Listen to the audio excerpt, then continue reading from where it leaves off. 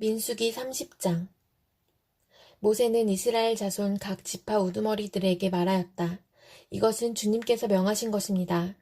남자가 나 주에게 서원하였거나 맹세하여 스스로를 자제하기로 서약하였으면 그는 자기가 한 말을 어겨서는 안 된다. 그는 입으로 한 말을 다 지켜야 한다. 여자가 아직 어린 나이에 아버지의 집에 있으면서 나 주에게 서원하였거나 스스로를 자제하기로 서약하였을 경우에는 그의 아버지가 자기 딸의 서원이나 딸이 스스로를 자제하기로 서약한 것을 듣고도 딸에게 아무 말도 하지 않았으면 그 모든 서원은 그대로 살아있다. 그가 한 서원과 스스로를 자제하기로 한 서약은 모두 그대로 성립된다. 그러나 딸이 스스로를 자제하기로 한 모든 서약과 서원을 아버지가 듣고서 그날로 말렸으면 그것은 성립되지 않는다. 아버지가 딸의 서원을 말렸기 때문에 나 주는 그 딸에게 책임을 묻지 않는다. 그러나 여자가 결혼한 다음에 서원하였거나 급하게 입술을 놀려 스스로를 자제하기로 경솔하게 선언하였을 때에는 그의 남편이 그것을 듣고서 들은 그날로 아내에게 아무 말도 하지 않았으면 그 서원은 그대로 살아있다. 그가 한 서원과 스스로를 자제하기로 한 그 서약이 그대로 성립된다. 그러나 그의 남편이 그것을 들은 그날로 아내를 말렸으면 그의 아내가 스스로 한 서원과 자신을 자제하기로 입술로 경솔하게 선언한 것은 무효가 된다. 나 주는 그 여자에게 책임을 묻지 않는다. 과부나 이혼당한 여자가 서원한 것, 곧 자신을 자제하기로 한 모든 서약은 그대로 그 여자에게 적용된다. 남편의 집에서 같이 살면서 서원하거나 자신을 자제하기로 맹세하고 서약하였을 때에는 그의 남편이 그것을 듣고도 그 아내에게 아무 말도 하지 않았고 아내를 말리지 않았으면 그 모든 서원은 그대로 살아있다. 그가 한 서원과 자신을 자제하기로 한 서약은 모두 그대로 성립된다. 그러나 그의 남편이 듣는 그날로 그것들을 파기하면 그 아내의 입술에서 나온 서원과 서약은 아무것도 성립되지 않는다. 그의 남편이 이렇게 파기하면 나 주는 그 여자에게 책임을 묻지 않는다. 그의 남편은 그의 아내가 한 어떤 서원이나 자신을 부인하고 자제하기로 한 어떤 서약의 맹세라도 성립시키거나 파기할 수 있다. 그러나 만일 그의 남편이 아내의 서원에 대하여 하루가 지날 때까지 아무 말도 하지 않으면 남편은 아내의 서원과 아내가 자신을 자제하기로 한 서약을 확인하는 것이 된다. 그것들은 그대로 효력을 지니게 된다. 들은 바로 그날에 남편이 아내에게 아무 말도 하지 않았기 때문이다. 그러나 만일 남편이 그가 들은 날로부터 얼마 지나서 그것들을 파기한다면 아내의 죄는 남편이 떠맡게 된다. 이것들은 주님께서 모세에게 명하신 것으로서 남편과 아내 사이에 아버지와 아버지 집에 살고 있는 어린 딸 사이에 지켜야 할 율례이다. 시편 74편. 하나님 어찌하여 우리를 이렇게 오랫동안 버리십니까? 어찌하여 주님의 목장에 있는 양떼에게서 진노를 거두지 않으십니까? 먼 옛날 주님께서 친히 값주고 사신 주님의 백성을 기억해 주십시오. 주님께서 친히 속량하셔서 주님의 것으로 삼으신 이 지파를 기억해 주십시오. 주님께서 거처로 삼으신 시온산을 기억해 주십시오. 원수들이 주님의 성소를 이렇게 훼손하였으니 영원히 폐허가 된 이곳으로 주님의 발걸음을 옮겨 놓아 주십시오. 주님의 대적들이 주님의 집회장소 한가운데로 들어와서 승전가를 부르며 승리의 표로 깃대를 세웠습니다. 그들은 나무를 도끼로 마구 찍어내는 밀림의 벌목꾼과 같았습니다. 그들은 도끼와 쇠망치로 성소의 모든 장식품들을 찍어서 산산조각을 내었습니다. 주님의 성소에 불을 질러 땅에 뒤엎고 주님의 이름을 모시는 곳을 더럽혔습니다. 그들은 씨도 남기지 말고 전부 없애버리자 하고 마음먹고 이 땅에 있는 하나님을 만나 뵙는 장소를 모두 불살라버렸습니다. 우리에게는 어떤 징표도 더 이상 보이지 않고 예언자도 더 이상 없으므로 우리 가운데서 아무도 이 일이 얼마나 오래 갈지를 아는 사람이 없습니다. 하나님, 우리를 모욕하는 저 대적자를 언제까지 그대로 두시렵니까? 주님의 이름을 모독하는 저 원수를 언제까지 그대로 두시렵니까? 어찌하여 주님께서 주님의 손, 곧 오른손을 거두십니까? 주님의 품에서 빼시고 그들을 멸하십시오. 하나님은 옛적부터 나의 왕이시며 이 땅에서 구원을 이루시는 분이십니다. 주님께서는 주님의 능력으로 바다를 가르시고 물에 있는 탄인들의 머리를 깨뜨려 부수셨으며 리워야단의 머리를 짓부수셔서 사막에 사는 짐승들에게 먹이로 주셨으며 샘을 터뜨리셔서 개울을 만드시는가 하면 유유히 흐르는 강을 메마르게 하셨습니다. 낮도 주님의 것이요 밤도 주님의 것입니다. 주님께서 달과 해를 제자리에 두셨습니다. 주님께서 땅의 모든 경계를 정하시고 여름과 겨울도 만드셨습니다. 주님, 원수가 주님을 비난하고 어리석은 백성이 주님의 이름을 모욕하였습니다. 이 일을 기억하여 주십시오.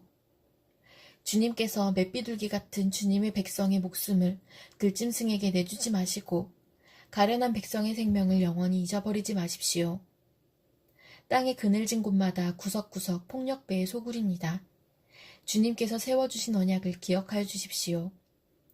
억눌린 자가 수치를 당하고 물러가지 않게 해주십시오. 가련하고 가난한 사람이 주님의 이름을 찬송하게 해주십시오.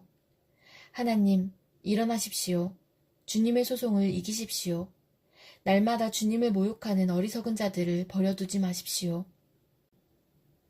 주님께 한거에서 일어나는 자들의 소란한 소리가 끊임없이 높아만 가니 주님의 대적자들의 저 소리를 부디 잊지 마십시오. 이사야 22장. 이것은 환상 골짜기를 두고 하신 엄한 경고의 말씀이다. 너희가 무슨 변을 당하였기에 모두 지붕에 올라가 있느냐. 폭동으로 가득 찬 성읍, 시끄러움과 소동으로 가득 찬 도성아. 이번 전쟁에 죽은 사람들은 칼을 맞아 죽은 것도 아니고 싸우다가 죽은 것도 아니다. 너희 지도자들은 다 도망치기에 바빴고 활도 한번 쏘아보지도 못하고 사로잡혔다. 사로잡힌 너희들도 아직 적군이 멀리 있는데도 질에 겁을 먹고 도망가다가 붙잡혀서 포로가 되었다. 그러므로 내가 통곡한다. 다들 비켜라. 혼자서 통곡할 터이니 나를 내버려 두어라. 내 딸 내 백성이 망하였다고 나를 위로하려고 애쓰지 말아라. 주 만군의 하나님께서 친히 환상 골짜기에 혼란과 학대와 소란을 일으키시는 날을 이르게 하셨다. 성벽이 헐리고 살려달라고 아우성치는 소리가 산에까지 사무쳤다. 엘람 군대는 화살통을 메고 왔고 기마대와 병거대가 그들과 함께 왔으며 기르 군대는 방패를 들고 왔다. 너의 기름진 골짜기들은 병거 부대의 주둔지가 되었고 예루살렘 성문 앞 광장은 기마 부대의 주둔지가 되었다. 유다의 방어선이 뚫렸다. 그때의 너희는 숲을 궁에 있는 무기를 꺼내어 오고 다윗성에 뚫린 곳이 많은 것을 보았고 아랫 모세는 물을 저장하였다. 예루살렘에 있는 집의 수를 세어보고는 덜어는 허물어다가 뚫린 성벽을 막았다. 또한 옛못에 물을 대려고 두 성벽 사이에 저수지를 만들기도 하였다. 그러나 너희는 일이 이렇게 되도록 하신 분을 의지하지 않고 이 일을 옛적부터 계획하신 분에게는 관심도 없었다.